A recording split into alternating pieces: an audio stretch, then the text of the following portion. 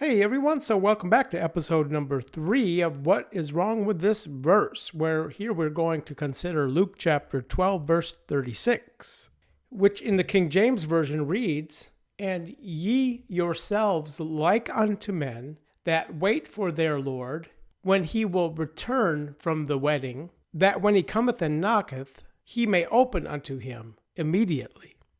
Where in the Devar translation it reads, "And you be like human, being readily receptive to their own Lord, when he should uploosen, going away out of the wedding feasts, so that as having come and having knocked, they may straightway open to him."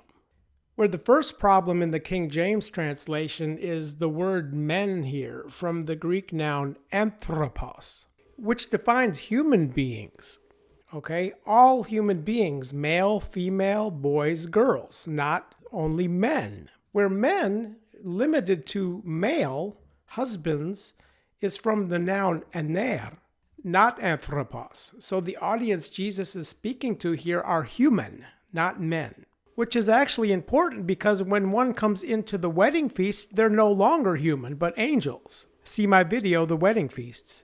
Where next here, the word simply translated wait in the King James translation, from the verb prosdechomai, defines more than simply waiting. Where the pros in this compound word is actually from the preposition which denotes towards something, which indicates extension towards as a goal, in relationship to expectation, which I talked about in episode number 2.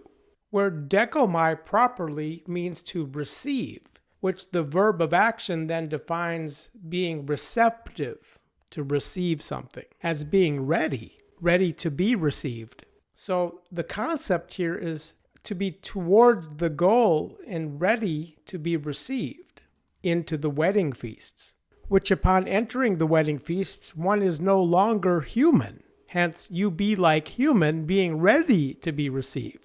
Or next, let's talk about the word properly translated uploosen, from the verb analuo, where you see the definition here at Bible Hub says unloosen, which is incorrect because the preposition ana in this compound word denotes motion or location upward, up, not un. And certainly not as he shall return, but uploosen. Very important concept as it relates to coming into the wedding feasts, which he shall return makes meaningless nonsense of the context. Or on a side note, the verb apoluo would better define an unloosening, because the preposition apo denotes motion or location away from a thing, where ana, again, denotes motion or location up, where in fact we find the word uploosen only a few times in the New Testament, which is unique as it relates to the context of being readily receptive to be received into the wedding officiation, which I talk about in my video, The Wedding Feasts. Now here again is the context of coming out of the wedding, from the preposition ek, simply translated as from, hiding the ability for the reading one to even begin to ask the question, what is coming out of the wedding? Where in Matthew 25:10, we see those prepared came in with him into the wedding feasts, from the compound verb eiserchomai, which of course is not the same as going out of the wedding feasts. Where again, on a side note, those who were coming out of the wedding came into the wedding according to the unnamed first watch time in verse 38, the first door into the wedding at eventide.